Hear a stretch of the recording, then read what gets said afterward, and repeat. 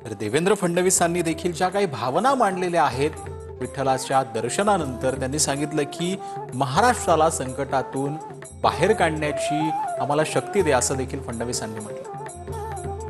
आषाढी एकादशीच्या पार्श्वभूमीवर विठ्ठलाचं मंदिर आकर्षक अशा फुलांनी सजवण्यात आलेलं आहे। आपण बघू शकतो की हा तो देवाचा गाभारा आहे। त्याचबरोबर देवाचा गाभारा असेल, सोळखांबे असेल, चारखांबे असेल, अशा देवा मंदिराच्या ज्या विविध भागांना खरं तर आकर्षक अशा फुलांची आज खरं तर सजावट करण्यात आलेली आहे। आपण जर बघितलं तर जवळपास 5 टन फुलांचा खरं तर यामध्ये वापर करण्यात आलेला आहे। त्याचबरोबर जे चिक्कू असेल, सफरचंद असेल, वेगवेगळे 5 ते 7 प्रकारचे फळांचा देखील ह्याच्यामध्ये मोठ्या प्रमाणात वापर करण्यात आला। त्यामुळे देवा या सजावटीमध्ये खरं तर विठ्ठलाचं रूप हे अधिकच खुलून दिसताना खरं तर आपल्याला पाहायला मिळतं। आज राज्याचे मुख्यमंत्री देवेंद्र फडणवीस यांच्या हस्ते खरं तर आज विठ्ठलाची शासकीय महापूजा देखील संपन्न झालेली आहे। त्यानंतर खरं तर विठ्ठलाचं हे दर्शन जे आहे त्याला सुरू झालं आपल्याला पाहायला मिळत आहे। एकंदरीत आहे विठ्ठलाच्या गाभाऱ्यात जी सजावट केलेली आहे त्यामुळे देवाचं रूप अधिकच खुलून दिसताना आपल्याला पाहायला मिळत आहे। विठ्ठल मंदिरातून कॅमेरामन सुशांत सर, रवी लवेकर, TV9 मराठी।